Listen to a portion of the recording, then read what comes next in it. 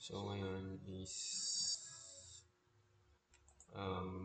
gagawin natin yung assessment 1. Find a website where you can check vulnerability using ZAP by check marks. Then create a video demonstrating explaining the types of attacks you detected and the solutions. The video should be recorded using Studio with your face and the link below.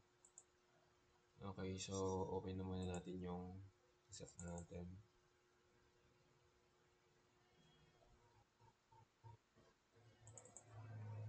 Wait lang natin.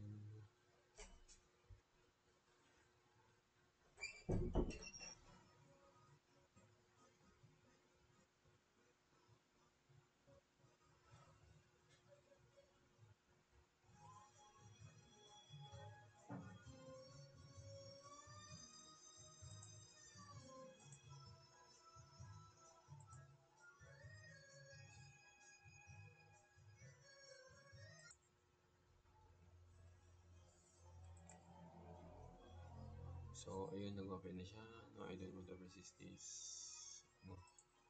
So, yung gagamitin nating yung site is itseasygames.com.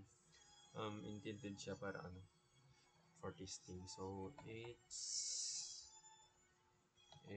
easygames.com.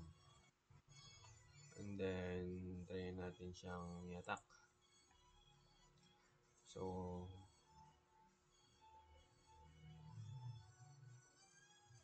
wait lang natin siya.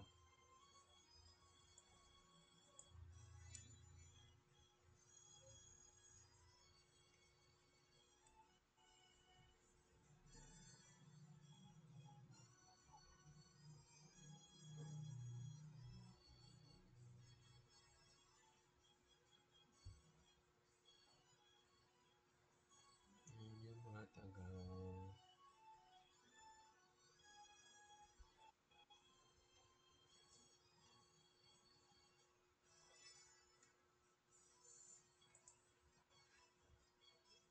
Okay.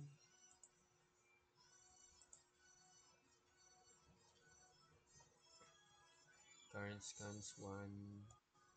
Number request 135. No alert 0.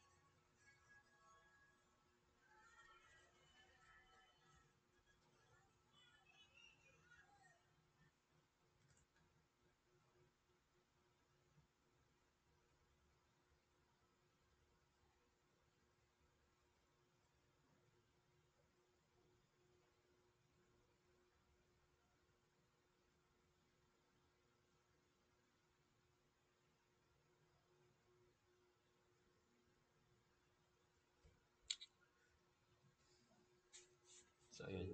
You can manually alerts by right-clicking on the relevant in the history and selecting an alert. You can also edit existing alerts by double-clicking on them. So, mag-generate tayo ng report. Yung nakuha niya dito, context. Okay. Generate report. So, yun. Dito na siya. So, bali yung na-scan dito,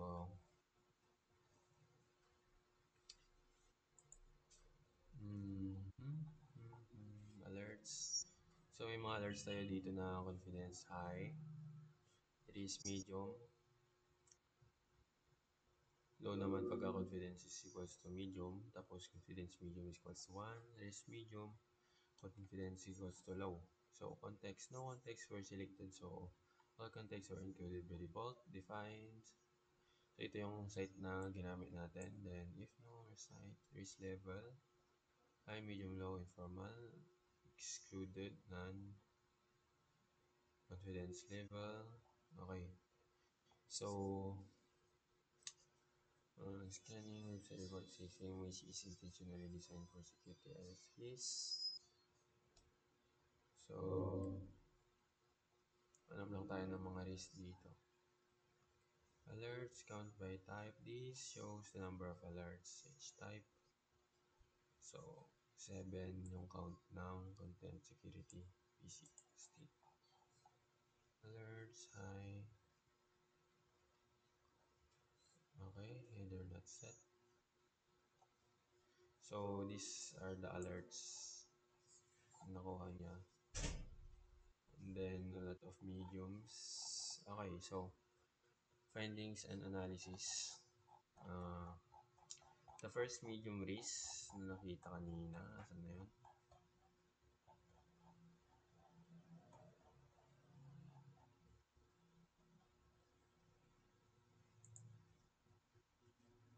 Okay, so the first medium risk vulnerability detected was the content security. Content security, which is ito. Content security policy, CSP header not set. So, hindi nakaset yung header. And then, meaning the website lacks for a CSP header, which helps prevent attacks like cross-site scripting or XSS. To fix this, the owner should define strict CSP. Ano yan? Strict CSP policy using the content security policy HTTP header. Okay. So the second medium risk issue was the missing anti-click jacking header. Missing anti-click jacking header. Missing, saan na napunta yun? Missing anti-clicking head jacking header. Which is ito. Then, ito naman is makes the site vulnerable to clickjacking attacks. This can be mitigated by adding the X-frame options header with values like deny or same origin. Okay, the next low risk vulnerability was X content type options. X content type options. X content type options, which is ito. So, X content type options header missing, which means that the site doesn't explicitly prevent MIME type sniping. Attackers could exploit this to deliver malicious script. This can be resolved by setting the X content type options or no sniff header. Lastly, the comments. Comments indicating that some JavaScript files contains developer comments that might reveal sensitive information. The best practice here is to review and remove unnecessary comments before deploying the site. So, parang nagiging information yun sa mga hackers. Extra information tong nasusobran natin sa comments. And then, so I think yun lang naman yung nakita ko dito. Marami pa pero hindi ko na siguro explain yung iba. So, sa conclusion ko is these findings highlights common security misconfigurations that can be easily fixed by implementing proper HTTP headers. Yun. Regularly, security scans using tools like ZAP. Mm, tinutulungan tayo para i-identify and addresses the vulnerabilities before attackers can exploit them. That's it for this demonstration. If you found this helpful, thank you po.